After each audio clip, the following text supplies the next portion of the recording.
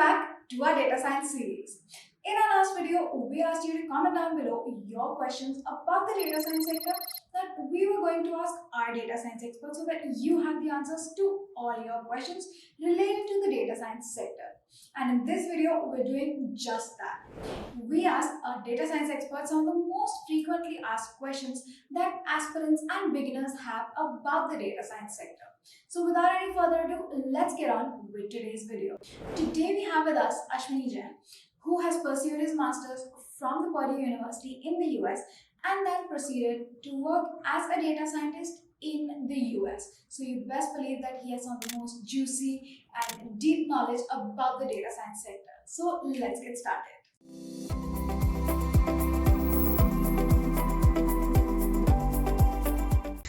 So, like you talked about your jobs in US, you worked for a construction company, then you worked for a consulting company. So, what other interesting areas that you found in data science sector that you think will be emerging in the next few years?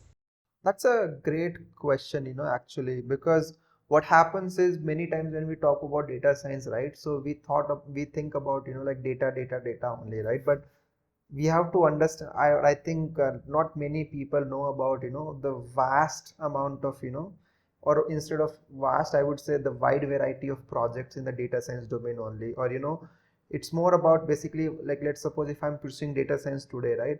What are the career opportunities that can emerge, from the data science field only, right? So one interesting, area is also called digital transformation. So you have to think about, like companies are solving the data science, right? Companies are trying to get the information from data, right? But what happens is in many companies, they don't have systems, right? Okay, to collect the data, to basically manage the data also, right? I mean, see, if you will drink water, then you will be having water, right? But if you don't have any water, then how will you drink water, correct? So similarly, if you have data, then you will be able to analyze that data. But when actually you work with any business, right, you understand that, hey, their data is or, they don't have data, they don't have right processes, of collecting data also, right? Then what happens is basically you work with the team, set up some processes, right? Create some systems also to collect data or to, like to capture data in the right manner, right format, and how we after collection, how can we take it to, the next level, which is data management, right? Then how the end user can interact, with the data, or what the end user can get out of that, data also. So it's a complete cycle, so this digital transformation helps in, understanding the business problem, right? And how effectively, we can solve this business problem. And that's where digital transformation helps end to end, basically. So what happens is, like, let's suppose if you are starting or if you are working, from like data science or data analytics, from the last piece, but if you have understanding of the business, right, and if you have understanding of other technology also, right, then you can basically emerge your, you can basically expand your field. Actually, data science is just, one area, right? Okay, like this small, but then you can expand it to, like other areas as well. And that is where digital transformation, like helps you. So you can basically work with companies on building applications. You can automate processes also.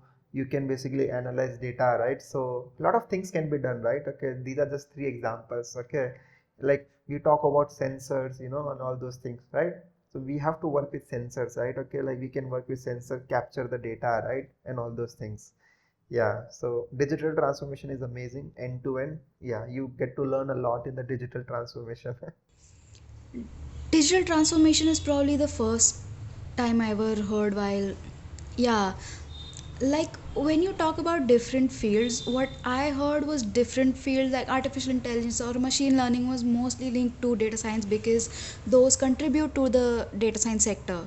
So what was the reason that you didn't go further into, these industries that are mostly linked to data science? Yeah, that's a very good point, that you mentioned also, right? Artificial intelligence and machine learning, right? ML and AI.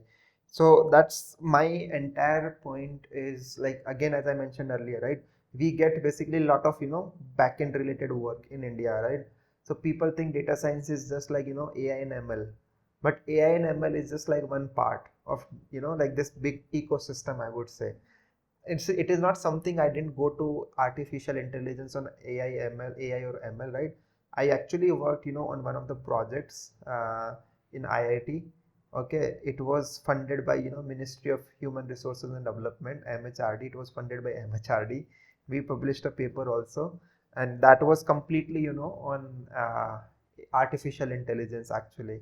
But then after finishing this project, it took actually 3 months for us to finish this project. And after finishing that project, I realized, hey, artificial intelligence is something is not exciting for me. Okay, so it is just like one area, right? Okay, I was like, no, I want to not go very deep, okay, in one area, which is AI and ML, right? I want to broaden my knowledge basically, right? So, and then when I went to consulting field also, right, then we were working basically on like good projects, good number of projects also, where basically we were implementing AI and ML also, right? But I wanted to keep my profile more on the business side, solving the business problem, rather than just focusing on AI and ML, right? Because this is like when I was working in the US is like US basically care about solving, yeah, like these US based companies care about solving the business problem, right? Model building and everything can be outsourced, so one of the interesting project I will tell you, we were working on when I was in the US is, so I'm not sure how much importance we give to bats, right? Bats basically we have, right? Chamgaddad, right? So, but in the US they give a lot of importance to bats actually. Now you might be wondering why. Why do we give importance to bats? Okay, why they want to protect those bats actually? So the reason is, see, these bats basically they eat harmful insects basically. Okay, and these insects basically they are not good for the crops or for the agriculture, correct? So what they do is basically, when our project was basically, we wanted to identify what kind of bats species are there, right? Okay, within like bats basically there are many species, right? Just like we have like a dog, right?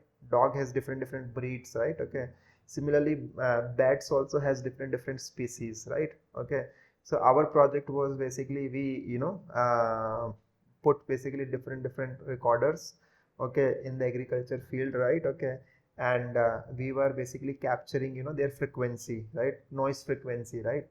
And we were collecting audio files from there. Okay, and after collecting audio files we were analyzing that, okay, these are the type of bat species we have. Okay, think about that, right? An interesting project.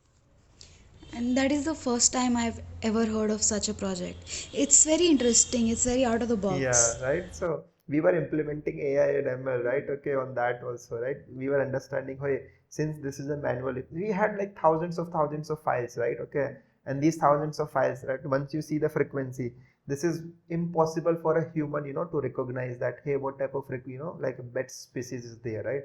But this is only possible through, like AI, right? So that was the project basically we did. Yeah, That is a very unique project, probably. yeah. Okay, so thank you so much for taking out your time and telling us so much about all of these interesting things that you pursued. So, before we conclude this interview, what are some basic tips that you would like to give, the beginners or aspirants who are starting to get into the data science sector? Mhm. So I think I would give only two suggestions, okay, for anyone who would like to start their career. Number one is, get your hands dirty. Okay, it's not something basically, like you are learning a course and you will learn data science, right? Okay, so once start with any tool, right? Okay, it can be R, it can be Python, but if you are starting from scratch, I would suggest take Power BI, right? Okay, Power BI is basically one of the tool which was developed by Microsoft. Okay, and Microsoft is basically the one of the best companies in who is implementing these type of things, right?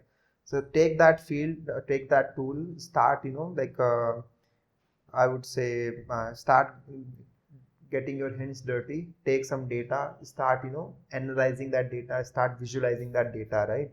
So that will be your first approach, right? First basically step. And then after that you can basically do more and more projects and diversify your portfolio, diversify your learning, right?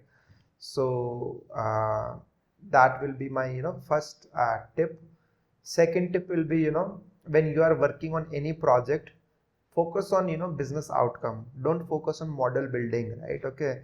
Focus, because what I have seen is many times when I interact with a lot of people, their entire focus is on model building or, like AI and ML, right? But you have to understand, see, if I'm hiring you as a data scientist, right? Okay, I really don't care about model building, right? That is just like one part of the piece, correct? At the end of the day, it's all about, like what are the results we are getting out of it, right? How this problem, or like let's suppose if I'm hiring this data scientist, right? What problem he or she is solving for the business, right? Is it helping us increasing the revenue, or is it helping us, in like capturing more market shares, or is it helping and reducing unnecessary cost, right? Okay, so that will be my focus, right? So I would suggest, like, rather than thinking of, building models, think in terms of solving the business problems. That will take you to the next level. Great. Thank you so much for taking your time out, and I hope you all enjoyed watching this, and I hope you gained a lot of insights from this video. And if you like this video, then give us a thumbs up and subscribe to Foreign Myths, and I'll see you guys in the next video. Thank you everyone. And that is it for today's video. And with this video, we conclude our data science series.